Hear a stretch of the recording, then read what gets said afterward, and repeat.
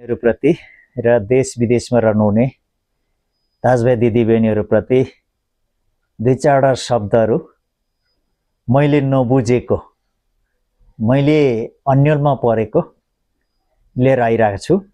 अनि त्यो शब्दहरू के हो भन्नुहुन्छ भनेदेखि अहिले सञ्जालभरि नै थुप्रै ठाउँबाट हामी पाइरहेका छौँ, तपाईले पनि सायद भेट्नु भएको होला। अनि त्यो कुरोहरूमा के हो भन्दाखेरि पहिलो नम्बर एउटा कुरो चाहिँ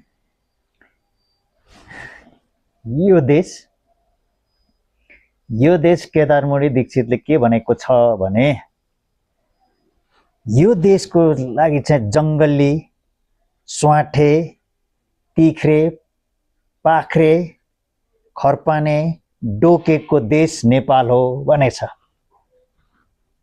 यो देश है, यो कसको देश अरे भन्दाखेरि जङ्गली, स्वाठे, तिख्रे, पाखे, खर्पाने, डोकेको देश हो नेपाल भनेछ। कसले भन्नुहुन्छ चाहिँ केदारमणिले।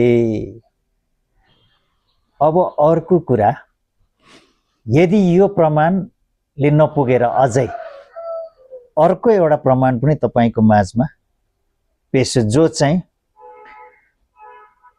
हामी सबैलाई थाहा छ है। यो पुस्तक लेखकले पनि के भनिरहेको छ भन्दाखेरि यो देश यिनीहरूको चाहिँ होइन, यिनीहरूको चाहिँ हो भन्ने कुरा यो भोल्कादेखि गङ्गासम्मको पुस्तकले पनि भन्छ। तर आज आएर यहाँ थरी थरीको काम कुरोहरू दिँदाखेरि अचम्म लाग्छ, त्यो बुझ्नै सकिन कि। अब त्यो कुरो बुझेर भने हो, नबुझिकन भने हो, न अब त्यो के हो त्यो थाहा छैन।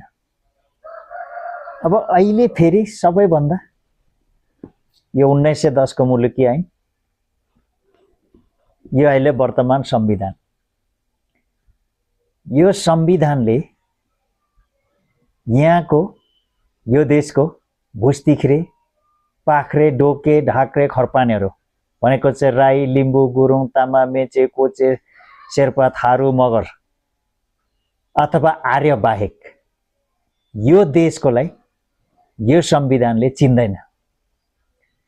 नेपाली नागरिकतामा नेपाली हो भने छ, संविधानमा नेपाली हो भनेको छैन।